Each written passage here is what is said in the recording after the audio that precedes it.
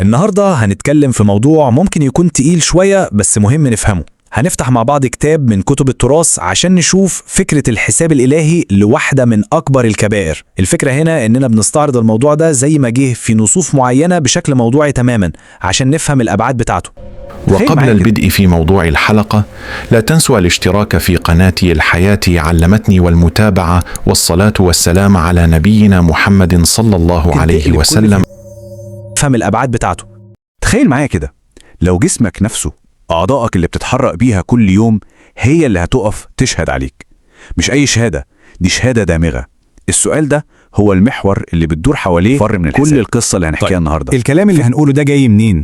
مصدرنا الأساسي هو كتاب مهم جدا في التراث الإسلامي اسمه الكبائر للإمام الذهبي.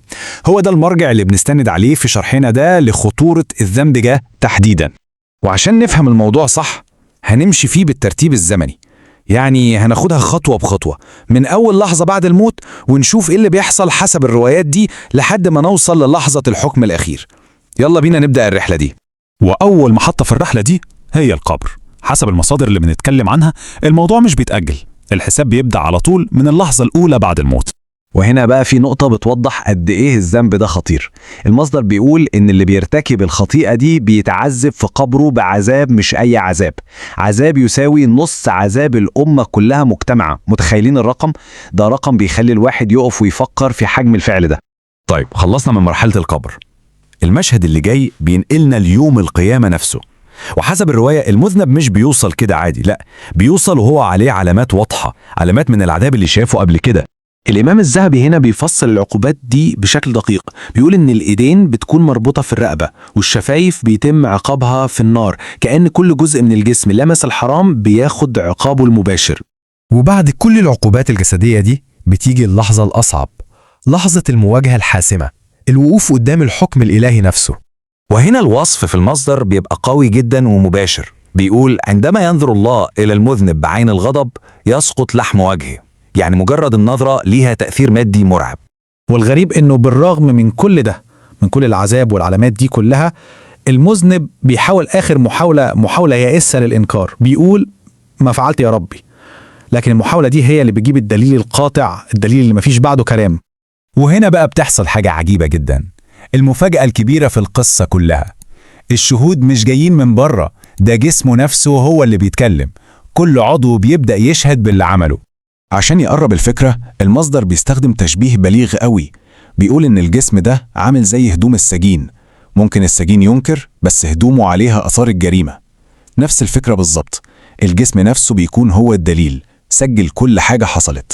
والشهادة دي مش عشوائية، لا، دي بتيجي بالترتيب. الفخذ يقول أنا للحرام ركبت، واللسان يقول أنا بما لا يحل نطقت، والإيدين تقول أنا للحرام تناولت، والعينين تقول أنا للحرام نظرت. خلاص القضية اتقفلت بشهادة الأعضاء نفسها. وفي تشبيه تاني بيأكد على فكرة الدليل القاطع ده، وهو إن الجسم عامل زي البلاك بوكس بتاع الطيارات. الصندوق الأسود ده بيسجل كل حاجة بتحصل في صمت تام، ومحدش يعرف اللي جواه غير في لحظة الحقيقة. وقتها بيطلع كل التفاصيل ومفيش أي مجال للشك. طيب ايه الخلاصة من كل ده؟ ايه الرسالة الأساسية اللي بتوصل لنا من الرواية دي؟ هي فكرة واحدة لكنها قوية جدا، فكرة المساءلة المطلقة. مفيش حاجة بتروح. يعني لو لخصنا الرحلة دي هنلاقيها مراحل بتتصاعد في الشدة. بتبدأ في القبر بعذاب ضخم جدا، وبعدين يوم القيامة عقوبات جسدية ظاهرة للكل، وفي النهاية الحكم الأخير اللي بيتبني على شهادة الجسم نفسه، ودي اللي بتقفل أي باب للجدال أو الإنكار.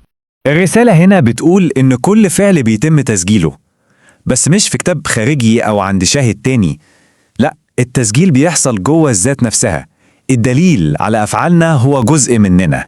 وده بيوصلنا للسؤال الأخير اللي بيختم بيه المصدر الفكرة كلها، وهو سؤال مفتوح للتفكير. لو كان الجسم هو الشاهد وهو الدليل في نفس الوقت، إزاي ممكن يكون في مجال للإنكار منه؟ وهنا بتيجي نقطة في منتهى الأهمية.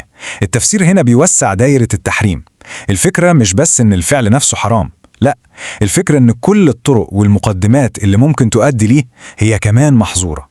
يعني الموضوع أشبه بإجراء وقائي، سد لكل الأبواب اللي ممكن توصل للذنب ده. طيب عشان نفهم القصة دي بكل أبعادها، تحليلنا هيمشي في 4 محطات رئيسية. أول حاجة هنشوف ليه الذنب ده بالذات خطورته مضاعفة. تاني حاجة إيه هي عواقبه في الدنيا، تالت حاجة هنتكلم عن الحساب في الآخرة، وفي الآخر خالص هنشوف طريق التوبة والمغفرة.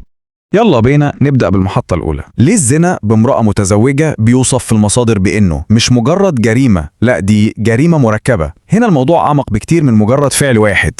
بشكل عام الزنا بيصنف كواحد من أعظم الكبائر في الإسلام. يعني ده مش مجرد خطأ أو ذنب عادي، ده تجاوز خطير جدا للحدود الإلهية. وهنا بقى الصورة بتوضح أكتر ليه بيتقال عليها جريمة مركبة. الموضوع مش مجرد ذنب واحد وخلاص، لا ده ليه أبعاد كتير. يعني هو أولا تجاوز لحدود ربنا، وبعدين ده انتهاك لقدسية الزواج نفسه وخيانة لعهد وميثاق غليظ، وفوق كل ده في اعتداء صريح على حق الزوج وتلويت لفراشه. والمصيبة بتمتد كمان لإفساد الأنساب، والنتيجة النهائية إيه؟ نشر الفساد في المجتمع ككل. كل دي طبقات فوق بعضها هي اللي بتخلي الذنب ده ذنب مضاعف. تمام، دلوقتي خلينا ننتقل للمحطة التانية. ايه هي اثار الذنب ده المباشرة اللي بتظهر في الدنيا سواء على الشخص او على المجتمع؟ المصدر هنا بيقدم نظرة ليها بعدين، في عواقب دنيوية يعني حاجات بتحصل هنا دلوقتي، وفي حساب نهائي في الآخرة. مهم قوي نفهم الفرق والارتباط بين الاتنين عشان الصورة تكتمل. الآثار دي بتضرب على مستويين. على المستوى الشخصي المصدر بيقول إن الذنب ده بيسيب ضلمة في القلب وبيجيب معاه ضيق وقلق وهم وبيشيل البركة من حياة الإنسان. أما بقى على المستوى المجتمعي فالأثر ممكن يكون مدمر، بيهد الثقة جوه العائلات، بينشر الشك والريبة بين الناس، وفي النهاية بيساهم في تآكل النسيج الأخلاقي للمجتمع كله.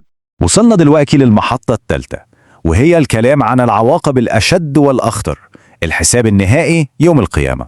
المشهد اللي بيتوصف ليوم الحساب هو مشهد ما فيش فيه أي فرصة للإنكار أو الكذب. ليه؟ لأن الشاهد مش هيكون حد من بره، الشاهد هيكون هو جسم الإنسان نفسه. والوصف هنا يعني قوي جدا ومباشر. تخيل المشهد، الإيدين هتبدأ تتكلم وتنطق باللي عملته، العينين هتشهد على اللي شافته، حتى الرجلين هتحكي هي مشيت لفين وراحت لإيه. شهادة كاملة متكاملة من جوارح الإنسان على نفسه، مفيش أي مجال للهروب. طيب ايه اللي بيخلي العقاب في الآخرة شديد بالشكل ده؟ المصدر بيرجع ده لكذا سبب. اولا الاستهانة بحدود ربنا، ثانيا الجرعة على المعصية مع ان الشخص عارف انها حرام، وثالثا ودي نقطة مهمة الإصرار على الذنب ده من غير أي محاولة للتوبة. وهنا بقى بعد ما استعرضنا حجم الذنب ده وعواقبه المخيفة بنوصل لأهم محطة في تحليلنا، نقطة الأمل والتحول. هنتكلم عن الرحمة والمغفرة. السؤال الطبيعي اللي بيجي في بال أي حد بعد ما يسمع كل التحذيرات دي، طيب وبعدين؟ هل في أي طريق للرجوع؟ هل في أمل في المغفرة؟ الإجابة اللي بيقدمها المصدر واضحة وقاطعة، نعم، باب التوبة بيفضل مفتوح. على الرغم من فداحة الذنب وضخامته، فرصة المسامحة والرجوع موجودة، بس بشرط الصدق. لكن التوبة دي مش مجرد كلمة بتتقال، لا، دي ليها شروط عشان تكون حقيقية وصادقة. أول حاجة لازم يكون في ندم حقيقي وعميق من القلب على اللي حصل. تاني حاجة التوقف فورا عن الذنب ده. وتالت حاجة لازم يكون في عزم أكيد وقرار حاسم بعدم الرجوع للذنب ده تاني أبدا. وفي النهاية المصدر بيختم بالهدف الأسمى من رحلة التوبة دي كلها. الهدف النهائي مش بس إن الإنسان يتجنب العقاب، لا، الهدف هو إنه يوصل للحظة لقاء ربنا بقلب سليم، قلب نقي نظيف ومطهر من الذنوب. ودي فكرة قوية جدا بتلخص كل حاجة.